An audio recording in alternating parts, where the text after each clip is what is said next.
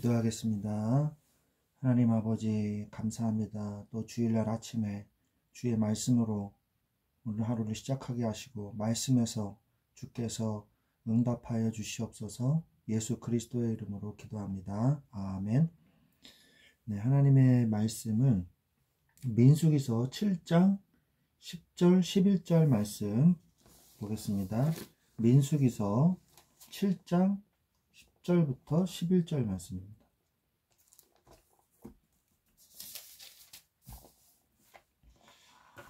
민수기서 7장 10절부터 11절 말씀입니다. 제단에 기름을 바르던 날에 지휘관들이 제단의 봉헌을 위하여 헌물을 가져다가 그 헌물을 제단 앞에 드리니라. 여호와께서 모세에게 이르시기를 지휘관들은 하루 한 사람씩 제단에 봉헌물을 드릴지니라 하셨더라. 아멘. 네, 민수기서 7장은 다시 이 모세가 이 하나님의 성막을 세우던 그 날로 다시 돌아갑니다. 그래서 다 성막을 세우고 모든 것이 준비가 된 상태에서 이제 모든 것에 거룩하게 하기 위해서 하나님의 기름을 다 바르죠. 성물에도 바르고 번제단에도 바르고 성막에도 바르고 제사장의 몸에도 바릅니다. 그런데 이제 봉헌하는 날인데 그 봉헌하는 날이 니산월 1일이거든요. 그러니까 새해 첫날이에요. 그래서 이스라엘이 출애굽을 한 지 1년이 지난 날에 성막을 이제 봉헌을 하게 되었습니다. 근데 그때 앞서서 12지파 그 성막을 중심으로 해서 동쪽에서부터 이렇게 세워졌잖아요. 유다, 이사갈, 스불론, 루벤, 시므온, 갓 이렇게 쭉 세워지지 않았습니까? 그래서 진영을 편성을 했는데 거기에 그 지파마다 지휘관들을 한 명씩을 임명을 했습니다. 그런데 그 지휘관들이 하나님 앞에 예물을 드리는 봉헌물을 드리는 그 내용이 나옵니다. 그래서 민수기서 7장의 내용을 전체적으로 보면 그 봉헌물이 뭐였냐 하면 일단은 12이 지휘관들이 있었기 때문에 레위인들은 이제 빠지고 요셉의 지파가 둘로 나누어졌기 때문에 사실은 13지파죠. 13지파 중에서 이제 레위 지파는 빠졌기 때문에 12지파가 된 거죠. 그래서 이 12지파 12명의 지휘관이요. 각각 소 한 마리씩. 그래서 12마리. 그리고 수레는 두 사람의 한 수레씩. 그래서 6수레와 12마리의 소를 하나님 앞에 드립니다. 그래서 이 소는 어떻게 쓰이냐? 이 수레는 어떻게 쓰이냐면 게르손 자손들과 무라리 자손들이 여러 가지 이 물품들을 성막의 물품들을 나르거든요. 그래서 게르손 자손에게는 수레 2개와 소 4마리 그리고 무라리 자손에게는 이 무거운 것들이 많습니다. 널판, 기둥, 받침 뭐 그런 크고 무거운 것들이 많기 때문에 수레 4개와 소 6마리를 소 8마리를 이제 주게 되죠. 그래서 한 수레마다 소 이제 2마리씩 해서 끌게 되는 것이죠. 그리고 고핫 자손은 매우 중요한 선물이기 때문에 언약궤 이런 부분들 이 성막 안에 들어가는 중요한 물품들이기 때문에 이것들은 직접 어깨에 메고 그래서 고리를 만들어서 거기에 기둥을 껴가지고 어깨에 메고 이렇게 가게 돼 있죠. 그래서 수레를 주어지지 않습니다. 그 얼마나 무겁겠어요. 물론 이제 뭐 성경에는 구체적으로 안 나옵니다만은 교대하면서 하지 않았을까 이제 제 생각은 이제 그렇습니다. 그래서 이 수레와 소를 헌물을 하고 그 다음에 각 지파마다 오늘 말씀처럼 한 사람이 첫째 날, 유다 지파가 첫째 날, 또 이사갈 지파가 둘째 날, 이런 식으로 12일 동안 하나님 앞에 이 봉헌을 하게 됩니다. 그 봉헌한 내용을 제가 잠깐 말씀을 드리면, 음반, 그리고 은발이는 이제 은대접을 얘기하죠. 그리고 그 위에 이 소재를 가득 담아서 드렸고, 그리고 금그릇, 금그릇은 향을 채웠고요. 숫송아지, 순양 한 마리, 1년 된 어린 순양, 이거는 번제물로, 순염소는 속죄제물로, 그리고 소 2마리, 순양 5마리, 순염소 5마리, 1년 된 어린 순양 5마리, 이거는 화목제물로, 이렇게 한 사람당, 한 지파당 이 예물을 다 드렸어요. 그러니까 어마어마한 양이죠.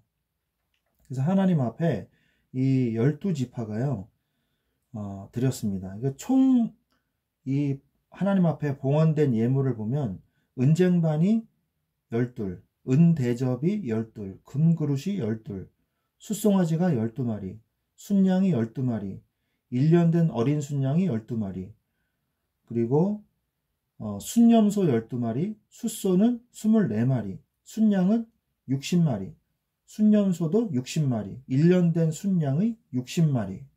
어마어마한 양이죠. 이 예물들을 하나님 앞에 드리는 것을 우리는 볼 수가 있고, 이것을 다 지파마다 똑같은 이 내용입니다.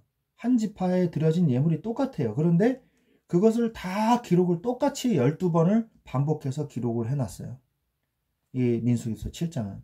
왜냐하면 기록이기 때문에.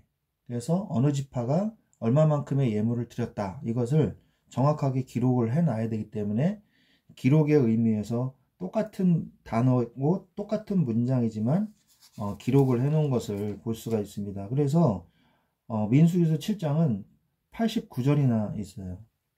그리고 이 모든 것을 다 드리고 난 다음에 제단의 봉헌물이었더라, 이렇게 말씀하시면서, 그 이후에 모세가 89절에 회막에 들어가서 여호와께 말하려 할 때에 증거궤 속죄소 위에 두 그룹 사이에서 자기에게 말씀하시는 목소리를 들었으니 여호와께서 그에게 말씀하심이었더라, 이렇게 되어 있어요. 그래서 하나님께서 드려진 봉헌 예물에 대해서 하나님께서 기쁘게 받으시고, 하나님께서 모세에게 이제 이렇게 말을 하라라고 말씀하신 내용이 이제 들어가 있는 거죠. 그러나 그 내용은 성경에 기록되어 있지 않습니다. 그래서 우리는 봉헌 예물에 대한 의미를 우리가 이번에 깨달아야 되겠습니다. 봉헌 예물은 감사로 자원해서 헌신해서 드리는 예물이에요. 감사의 예물이죠, 한마디로. 이 성막이 완성된 것에 대해서, 그리고 이제 가나안 땅을 향해서 출발하는 그 출발점에 서서 감사를 회복한 거예요. 우리는 어떤 문제와 어떤 사건이 일어나도요, 감사할 제목을 찾으시기 바랍니다. 우리가 감사할 일이 있기 때문에 감사한다? 어떤 문제와 사건이 일어나서 감사하다? 그것 이전에 근본적인 감사를 하시기 바랍니다. 뭘까요? 나를 구원해 주셔서 감사합니다. 그게 사실은 속죄 제물이죠. 그리고 번제물이죠. 나를 구원하시고 나를 하나님의 소유로 삼으신 것을 감사합니다. 번제물은 나를 드리는 예물이잖아요. 예배잖아요. 그렇기 때문에 하나님께 드려지는 예배, 나 자신을 하나님께 드려지는 예배, 속죄제물은 나의 죄를 사해 주시는 것을 감사합니다. 그러면서 화목제물은 하나님과 우리 그 이스라엘 백성 간, 그리고 하나님과 나와의 관계 속에서 화목하는 이 축복을 누리는 이 예배이지 않습니까? 그래서 지휘관들의 이 헌신을 통해서 온 이스라엘 민족이 잔치가 벌어진 거죠. 헌금은 감사의 예물을 드리는 것입니다.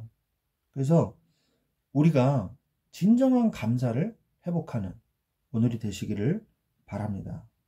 근데 우리가 진정한 감사가 예물로 드려야 되는데, 우리가 예배를 드리고 헌금을 하고 이런 거 하다 보면은, 이 부분이 내가 형식적으로 예배를 드리는 것이고 형식적으로 헌금을 하는 것이 아닌가. 우리가 경계해야 될 부분이 이런 부분이거든요. 마가복음 7장 11절에 보면 고르반 하나님께 드림이 되었도다 라는 내용이 나와요. 고르반이 뭐냐면 하나님께 온전히 드려지는 예물에 대해서 얘기를 하는 거거든요. 그런데 예수님께서 이 부분을 강력하게 비난하십니다. 어떤 이 사건이 있었냐. 이 바리새인과 이 서기관들이, 기록을 하는 사람들이죠. 예루살렘으로부터 예수님 앞에 나와요. 그래서 아니 당신의 제자들이 왜 손을 안 씻고 이 떡을 먹습니까? 빵을 먹습니까? 정결 예식이 틀렸습니다. 당신들 왜 이렇게 계명을 어깁니까? 이렇게 얘기하는 거예요. 그러니까 예수님이 너희들 하나님이 말씀하시되 네 부모를 공경하라고 말씀하셨고, 또 아버지나 어머니를 비방하는 자는 반드시 죽임을 당하리라고 하셨는데, 너희들은 그 아버지나 어머니에게 말하기를 내가 하나님께 고르반 하나님께 드림이 되었으니까 부모를 공경할 필요가 없다, 이게 우리 전통이다 라고 말을 하지 않느냐. 너희들은 이 외식하는 자들이다. 오히려 형식이 진짜 참 의미를 잃어버리게 했다 라고 비평하십니다. 그래서 우리가 그럴 수도 있어요. 하나님께 정말 드림이 되는 참 예배를 드리면 뭐 부모는 공경 안 해도 되나요? 정말 틀린 말이죠. 하나님을 정말 공경하고 하나님 앞에 정말 예물을 드릴 줄 아는 사람은요, 하나님 앞에 예물을 드릴 줄 아는 자는요, 부모에게도 감사할 줄 아는 사람이 돼야 되겠죠. 그 둘이 같이 가는 거거든요. 그래서 우리가 율법도 마찬가지예요. 율법은 마침이 되었죠. 그래서 어떤 율법은 폐해야 되는 것도 있고 어떤 율법은 계속 진행되는 것도 있습니다. 예수님께서 율법을 고치셨어요. 그러니까 율법을 완성하셨어요. 율법의 부족한 부분을 수정 보완해서 완성하셨다는 것이죠. 그래서 율법의 요구를 이루어 주셨거든요. 그래서 하나님이 왜 율법을 주셨냐. 정말 중요한 건 뭐냐. 그 율법을 지켜라 안 지켜라 이게 중요한 게 아니에요. 하나님의 마음에, 우리의 마음에 중심이 하나님을 사랑하는 마음이 담겨져야 되는 것이거든요. 모든 것에는. 그래서 하나님이 가장 중요한 이 율법을 말씀해 주셨잖아요. 주 여호와 하나님을 사랑하고 네 이웃을 내 몸같이 사랑하라. 그래서 그게 십계명 내용이지 않습니까? 사실은 우리는 하나님의 말씀을 이렇게 오해하면 안 돼요. 형식에 맞춰가지고 막 열심히 지키면 뭐예요? 내 마음이 없는데. 그래서 하나님의 말씀을 자기한테 유리하게 자꾸 이렇게 말해가지고 고치는 사람들 있거든요. 이단 사이비들이 그런 짓들을 많이 하고 성도들을 자기 마음대로 움직이게 하기 위해서 이 악한 마음을 가진 목사도 그렇게 하는 경우도 있거든요. 그래서 성도들이 먼저 이 성경의 눈을 떠야 돼요. 성경을 잘 읽으시고 복음의 관점에서 성경을 읽으시면 됩니다. 그러면 되고요. 그 말씀이 그런가 하여 말씀을 묵상하면서 설교를 들어야 돼요. 목사님의 말씀도 잘 들어야 되고 목사님의 말씀도 순종해야 됩니다. 그러나 목사님의 말씀과 가르침보다 더 위에 있는 것은 성경의 권위예요. 그걸 잘 아셔야 돼요. 그러면서 우리가 마음의 중심을 먼저 드려야 되거든요. 마음의 중심은 뭡니까? 하나님 앞에 이 두 가지 계명, 아까 말씀드렸죠? 하나님을 사랑하고 이웃을 사랑하는 그 말씀의 범주 안에서 내 마음의 중심을 드리면 되는 거예요. 그래서 진정한 감사가 뭔가, 우리는 그것을 잊어먹고 그냥 매주 드려야 되니까 돈 드린다, 이렇게 되면 안 돼요. 의미가 희석되지 않도록 우리는 자꾸 하나님께 왜 내가 헌금을 드려야 되는가에 대해서 자꾸 의미를 다시 한번 되새겨야 돼요. 그러면서 진정한 감사의 예물을 내가 하나님께 매주 드리게 하여 주시옵소서. 오늘 말씀에서 지휘관들이 하나님 앞에 진심으로 감사하는 마음으로 하나님 앞에 드렸거든요. 그래서 하나님께서 그 예물에 대해서 응답하시는 내용이 나오지 않습니까? 응답하시고 계시는 그 말씀이 나오고 계시지 않습니까? 그래서 하나님께서 내가 하나님께 드려지는 그 예물, 귀한 예물로서 쓰임받는 그 예물이 될 수 있도록 나의 중심을 올바로 붙잡아 주시옵소서. 우리가 기도해야 될 줄로 믿습니다. 오늘 이 말씀처럼 하나님 앞에 이 지휘관들이 새로운 가나안 땅을 향해서 출발하기 이전에 모든 불신앙을 내려놓고 참 감사로 하나님 앞에 헌신할 줄 아는, 마음의 중심을 드릴 줄 아는 그런 하나님의 자녀된 축복을 누리시기를 예수 그리스도의 이름으로 축원드립니다. 기도하겠습니다.